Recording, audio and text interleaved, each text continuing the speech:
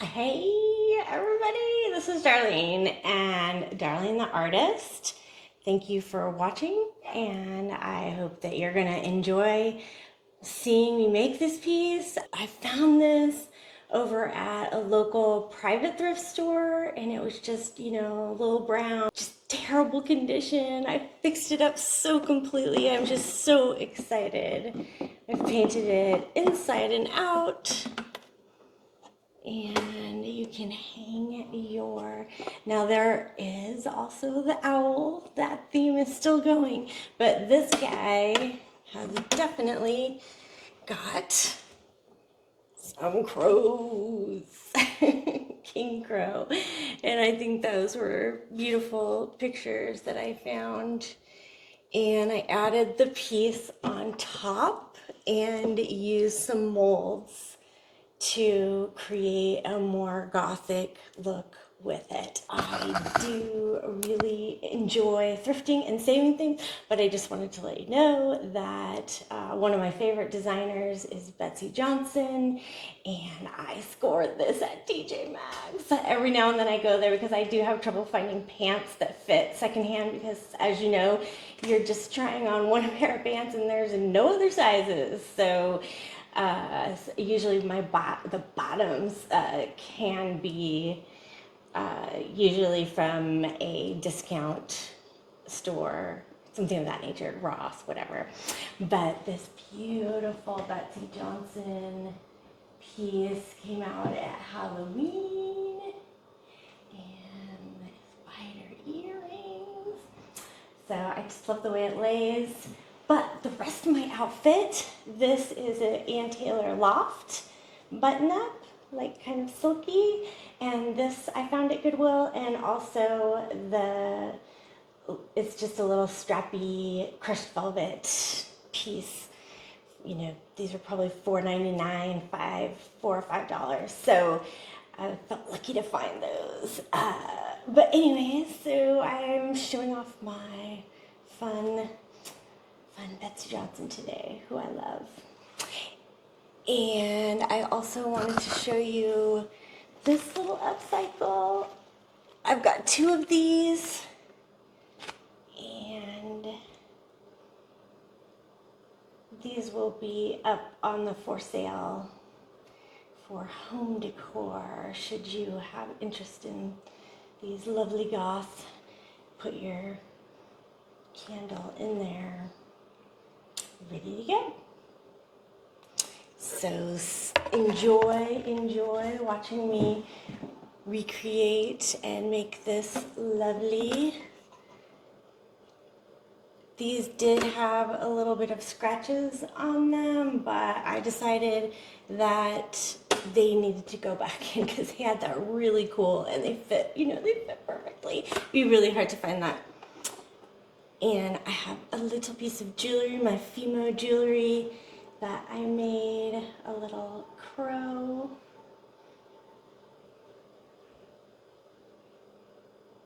And he will be up for sale with this other vintage. He's attached to this cute little vintage piece, little vintage metal rose with a rhinestone. So you can get your gothy girl or witchy woman on. I'll also put a little gold necklace with it as well. So check my eBay for that. And here we go. This is the piece in all her glory and scratches in 70s, 80s sort of beauty. I mean, it's not the best quality, but it's really not the worst either. I mean, it's really held up considering. And so I wanted to put something on the top to make it a little bit more ornate, so I could use my skull molds on there to make it more gothic looking. So I found this, I think at Goodwill or something, but I think you can find these at like Michael's Craft or something like that. They're just a kind of a cheap stencil frame. It's made out of a pretty lightweight wood. So you can see here, I'm even chopping it in half with my garden clippers, which probably isn't great for my garden clippers, but you got to use what you got to use around the house. I'm not a huge woodworking tools person. I really just love to decorate things. mean, I've learned along the way how to fix a lot of things and I do a lot of fixing, but if something has a major problem, it might not be a piece that I can pick up. So I'm really looking for pieces that, you know, are really just kind of aesthetically ugly that I can really make beautiful. So I've got other videos on this too, but this is the air dry clay. You press it on in there real good. Earlier, you could see me putting some cornstarch. I just brush a little cornstarch in there. That basically just helps release that out of there. And I'm trying to make sure that you can see there's no, none of that pink is showing because that's going to be a hole right there. So I'm going to cover that up. And then make sure it's thick enough. And the air dry clay needs a backing to go onto. So that's why I got this piece, and then I put another little round piece you can see in there, which was just another one of those little wood cutouts. I just sort of nailed it and screwed it to the back with some small screws. I placed it there, and I'm going to put some tacky glue. I mean, this stuff is great. It's all non-toxic. I've always worked with a lot of toxic types of glues, and I realized that some materials are just so nice that you don't have to have all these super duper, hard as nails, with lots and lots of chemicals. This stuff works really good and it seems to hold up and last. And I'm putting some roses in there. And I'm just going to kind of go around and make a whole bunch of these as I go and glue them down and fill it in. And it's just very satisfying. It's a very satisfying kind of mosaic way to do things, but rather than going out and finding your mosaic pieces, you're just making them. And I get these little molds off of either Temu or Amazon, and they're cake fondant molds. There's quite a variety of different types that you can get. So, sky's the limit if you're wanting something, a little more Halloweeny or gothy, put that in. And then if you're wanting something a little more charming or sweet, or there's just so many different ones that are just so cute. So you can really use any style you want. So I decided to go ahead and put some gesso on this just to kind of give it its first coat. That'll lay a nice foundation for the paint that I'm going to put over it. I mean, I really like the chalk paints. I've always felt they're a little bit expensive, and so, but they do a lot of things that I need them to do, especially when I'm using stencils or different things like that, or I need things to stick to things, and chalk paint is good for that. But on this clay, just a nice coat of gesso, and then this is just a kind of a craft store brand of black paint that I think I put a couple coats on here. You just want to make sure you get it down into the creases and really nice coat on there.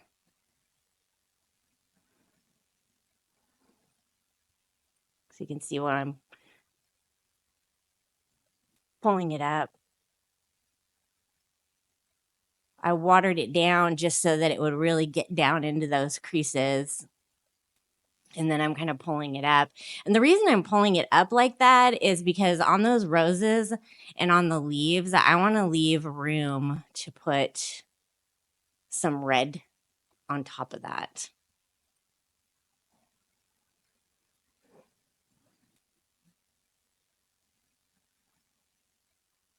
But still have the black in the creases.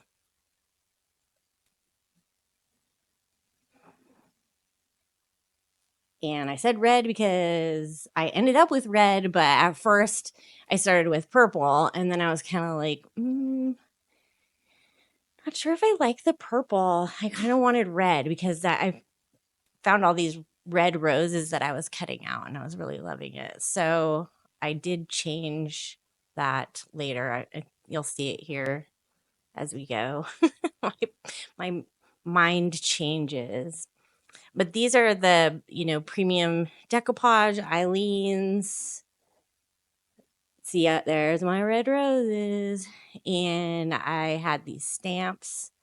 Now, I am not doing great with these stamps. I really want them to work well, but for whatever reason, I have some nice inking and all that, but they just aren't really showing up on the furniture that well. So I think I'm going to maybe do that differently. Maybe just make up some collage sheets with my stamps on it and see how I can do that. But here now I painted those doors black with the chalk paint so that it sticks. I hate sanding and all that. So chalk paint is essential for helping me with that step, and it gives a nice hardened coat. Let it dry overnight.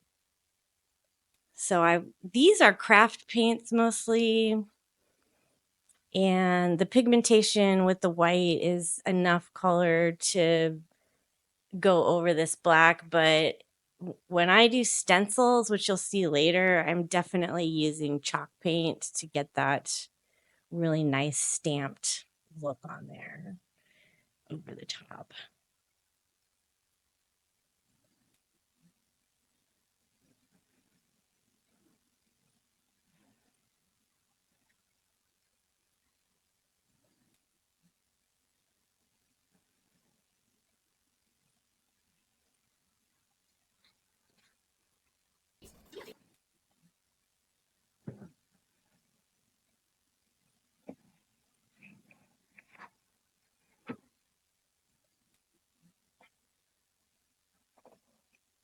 I'm going to try to do this same color palette on these drawers. And I don't know, I love to blend paints. I mean, it just feels really natural, but I know some people have a little bit of trouble with it. I usually just tend to try to, lay some dark strips down and then use different paintbrushes and different paints and kind of wipe the brushes as I'm going so that I can kind of get, not too much of one color in another. And then I just kind of keep playing with it as I go until I like what I'm seeing.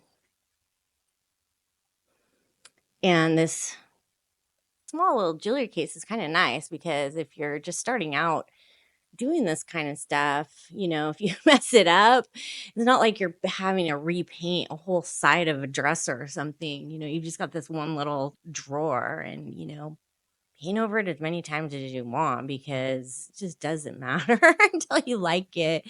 Um, and that's kind of what I do. I just sort of eyeball it and see how I'm feeling about things as I go. So you can see how I've got kind of like a thick of that lighter color, and I'm like, oh, well, let's get a little dark in here too on the edges. Makes it look a little aged, I guess, or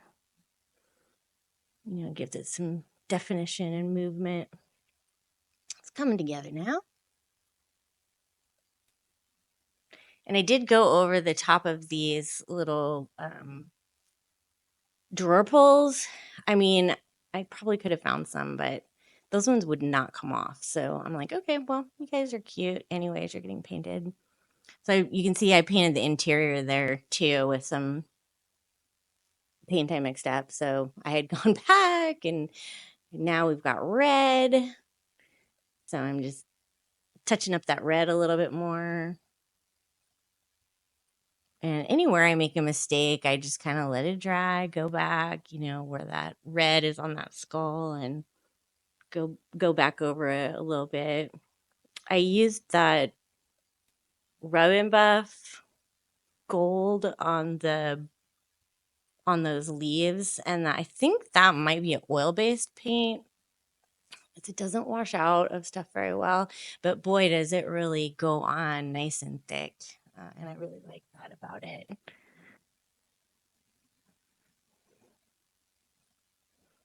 But getting those really nice bright edges on my roses as I'm going around here and getting rid of the purple that was on there.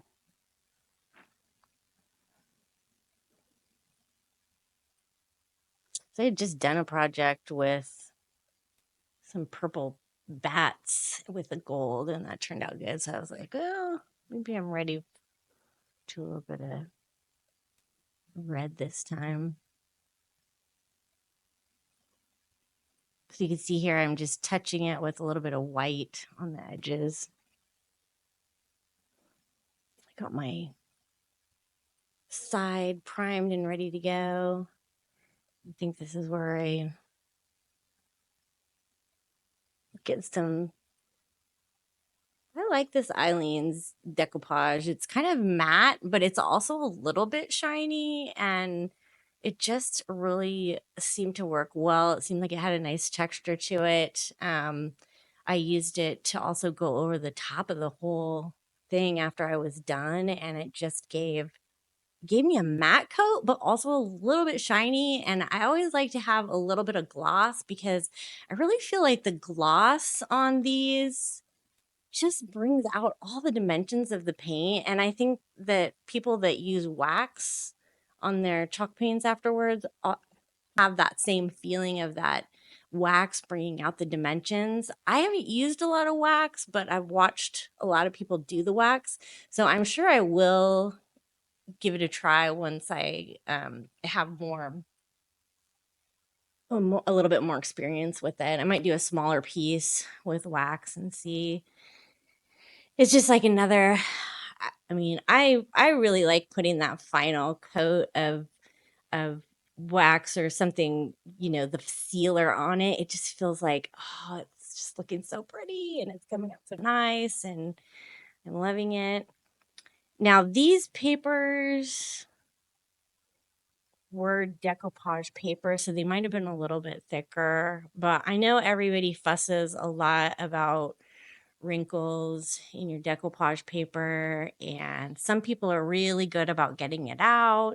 I use so many different types of papers because I get things from books and newspapers, magazines, and all kinds of sources. So I have so many different ones that it's like a mosaic of different types of papers. So I really cannot be bothered by like, oh, it can't have any wrinkles or anything like that. I mean, let's face it, you're putting a liquid on a paper, and sometimes there's going to be little wrinkles and divots, and sometimes the surface isn't that great on some of these. So I think it's just sort of part of the plan in a lot of ways with decoupage, that I mean, it has that real handmade look, and you can't get that. Without it being handmade. Well, I don't know. It might not be true anymore, but that's okay. The handmade item I just think is the best. I mean, I can always spot a handmade item. I can always feel the love in it, and I just really enjoy anything that somebody has really put their time and care into. So now I'm getting my stencil brush, and I want to go around this image to look like it's kind of framed or embedded in sort of a three-dimensional way. And I definitely blot off that paint so it's not too thick and streaming through. Now, I have a lot of different types of stencils from a lot of different sources, some way cheaper than others. So I mean, if you find a stencil you really like that's a thicker one, it might be a little bit more expensive, but those ones are kind of worth it because they're going to last longer. I mean, I've got a lot of stencils that I've used a couple times and they're kind of ruined. But this one isn't a pretty nice one. I like the way it goes. And then it seems to, as long as I blot it off, I'm keeping the paint only on that one side so I can stick it back down and work another area as I go around. And I do think I naturally use sort of a tapping on it, but I also do a little bit of a spreading. Some people kind of use a swirling motion. You just kind of have to see with the tools and the stencils you have, and the type of paint you have, what works best with that. I just recently experienced using some just regular like craft or painters acrylic paints. Those pigments were really not thick enough to give me this really nice looking dark stencil over a dark color. So I would definitely say, I mean, I had to go over those stencils and hand paint over them quite a few times to get the darkness that I wanted. So, yes, the chalk paint can be a little bit more expensive, but if you're looking for this type of stenciled look, you're really going to save yourself a lot of hassle by going ahead and just buying some. And I just found like a box of like $42 for, I think it was like 15 chalk paints. Started using them. Really pretty good chalk paints, I mean, for the price. So, I mean, yes, the designer, kind of Annie Sloan's and other ones are amazing. DIY paint is amazing. If and when I can afford that paint, I will definitely buy it because it is I mean, I do think it is a superior paint, but I'm just where I'm playing around and kind of just trying to use what I have use up the stuff I have because I have a ton of paints, and then kind of seeing what's the most economical to get the look that I want. Um, okay, so here's gonna be my fail with I put some paint on it, which might have been my first mistake. I probably need like a Stays On or a Tim Holtz, or I don't know. I don't have a lot of experience other than just I've used these stamps a lot of times just to press into clay. They work well for that too. But I don't know, this particular paint was chalk paint, so it should have been thick enough. But when I put it on, it just was kind of a little smeary, not very clear as to what it was, and I didn't really care for it. And I think I just painted over it. But I kind of like to show you all the things I go through because art is not really a perfect thing, and you can get frustrated sometimes with different materials. I've been doing it a long time, so I just sort of take it with a grain of salt, like, well, and I'm not using super expensive materials, so what was that, a little moth or spider or something? I guess you can't really even see it that well,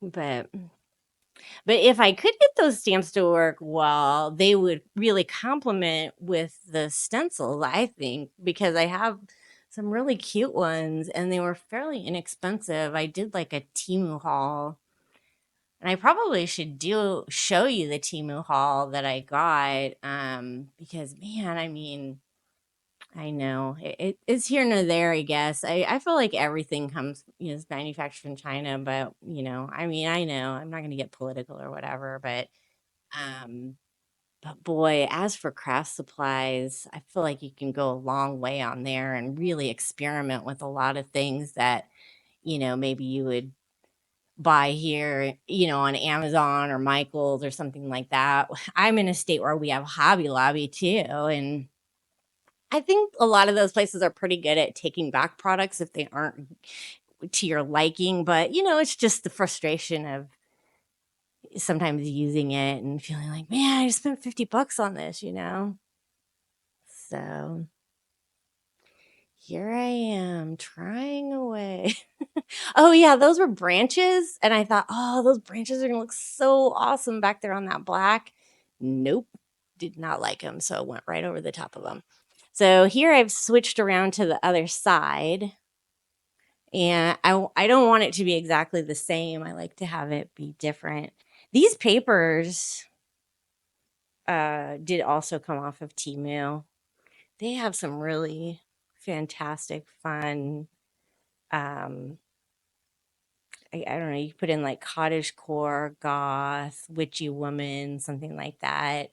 That's kind of how I find those. And I also have found some collage books that are really fun to go through on Amazon. If you like collage, cut and paste books, and those are all free images to use on your collage stuff as well. You know, because you don't want to be like stealing people's designs. But I was told that if you change something by, I don't know, something like 50%, it kind of can become yours. But I mean, I'm not gonna, you know, if you disagree with that, I'm sorry. I mean, I understand. I do. I'm an artist myself. I've never had any of my pieces like blow up to where I was like, um, what do you call it? Licensing them, or people were trying to steal it, and I couldn't make money or whatever. But um, so yeah, I mean, so I can understand licensing and people making money from their designs, but I don't know what's going to happen with Chat GPT, because I just made, you'll see in my next video, I made a coffee table where I made these 3 Frida cats, and I had Chat GPT make them, and they're so cool. And I think that means it's copyright free because Chat GPT made it, unless I have to pay them. But I don't think we're paying for that right now. This technique is just a washing technique. I'm just using a gloss acrylic paint with water, watering it down just to make this look more antique. Just put it on there, wipe it off. And I just want to like show the gold back through, but I want it to have a more texture, more age to it. And this is the way you can achieve that. I'm going to put this little frame on the inside, like there's a parlor inside the jewelry box, and there's a wise old owl watching over your jewelry choices. We're telling you what a good job you're doing in life, hopefully. You're doing well. You own jewelry. I don't know. Just being silly. You're doing well if you don't own jewelry. Just making it in life at all is quite the feat. I mean, it's pretty hard out here these days, it seems. But I don't need to be a Debbie Downer, because even though I started out hard in life, I have been lucky in life and worked hard and been able to be where I'm at and be able to be like doing my art part time, and, you know, not have a full time job that takes me away from that. And I really am so super grateful. I just am like, I look over all my art supplies and I'm just like, I'm so grateful. So grateful. So here we are. I had done the top some too. I think when I'm wanting to darken up some of the interior pieces. So I did go over this with the Mod Podge to protect it. And then I'm painting over it.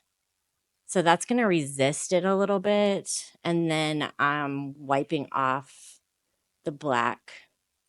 You can see wiped off a little bit of the red. So I'm going to have to touch that up a little bit. But that's going to give it a more aged look to be able to do that. So Mod Podge first. Let that dry. I would probably let that dry overnight just so it cures really good, because you want to be able to spread this paint on, and that's just that black glossy acrylic craft paint that I'm putting on there. And then I'm pretty sure my towel might be a little bit damp too. It just depends. If it's dry, it probably works just as well.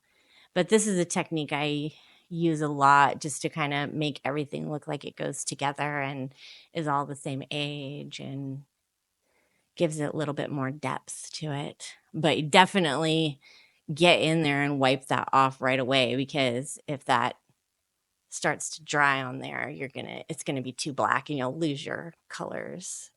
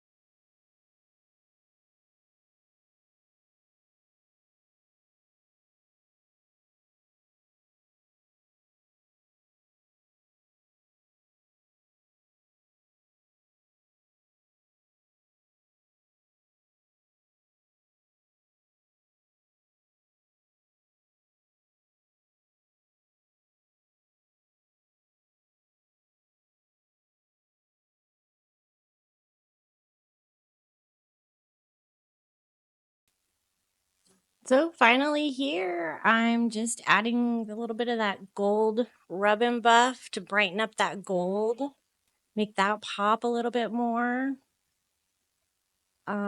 If this rub and buff is oil based, I would probably say you should use a brush or a glove. Probably, I don't, probably wasn't great of me to just be like using it with my fingers, but it felt so good.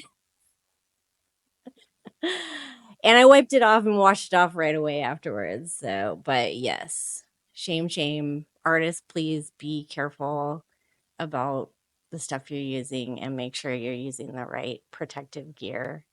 You know, when I'm spray painting or anything like that, I'm definitely have a full respiratory mask on and eye cover, and I really probably should even be using gloves because some overspray was getting on my fingers the other day, and I really shouldn't have any chemicals on my skin either. If I die of anything, unfortunately, I feel like it will be related to all the chemicals I've used over the years, because when I was in art school, I don't feel like they were super duper careful about that. I was always kind of yelling about, there's fumes in here. Can we air it out? Can you take that outside? Like, oh, canary in the coal mine. But because I was sensitive, nobody else reacted. I got like a really bad headache. So I was like ruined for the day.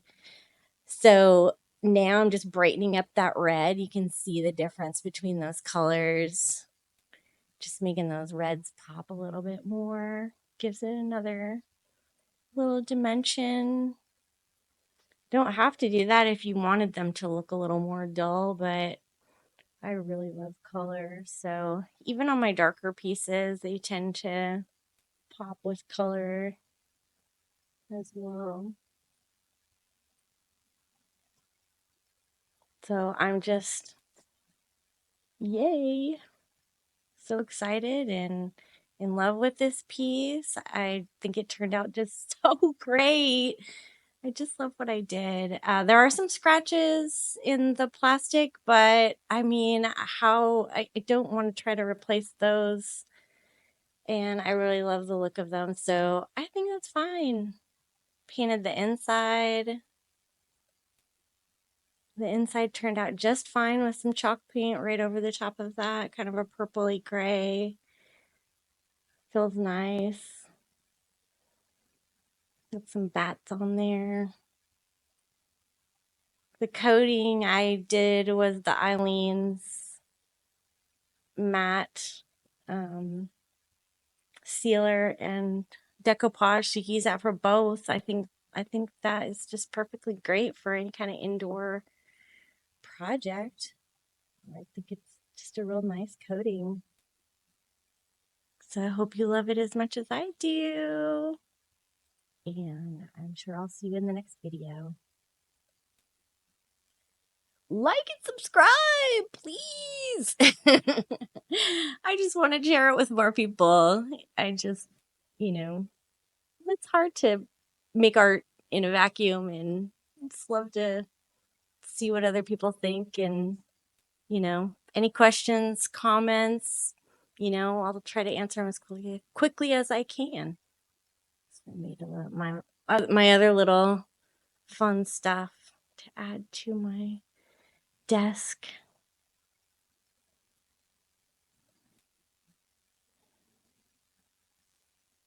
Appreciate you guys so much.